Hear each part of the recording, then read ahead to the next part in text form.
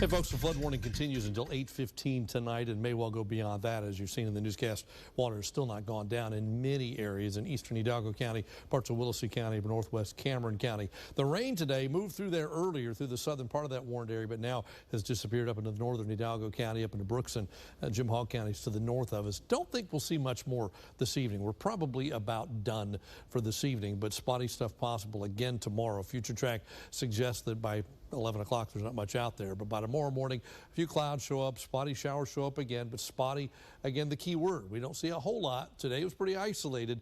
I think tomorrow will be pretty isolated as well, but there's enough moisture out there still for a shower or two to show up, and then tomorrow night we clear out and do it all over again on Saturday. I think Saturday probably our driest of the next few days, and even that we got mainly dry there because there's still the possibility of a shower or two. So we're 20% mainly dry. And then Sunday, as we get later in the day and the tropical moisture begins to increase, our rain chances will start to come back and they will continue to ramp up into next week. Not a whole lot going on in South Texas today. A quieter day. Yes, some showers from Houston to about Del Rio, Eagle Pass, but scattered stuff. Not widespread rain today. Upper air disturbance is kind of fading away finally, but now we watch for this next trough to move westward. It's called an inverted trough. What it means ultimately is it moves westward, gets into our area not Saturday, but by Sunday it's knocking on the door, and by Monday it's off to our west. And when that happens, that tropical moisture feed begins. So late Sunday into Monday, we start to see more and more moisture in the atmosphere. Then you get the sea breeze going or something to trigger stuff, and you can see showers and storms and the potential for some pretty good rain once again. The question is, where's the big rain going to be? There's potential for it to be up, so let's say in the coastal bend or closer to Houston, but there's also some chance we could see some pretty good rain middle of next week here. So some concerns about that. We will keep an eye on it as we head into and through the weekend.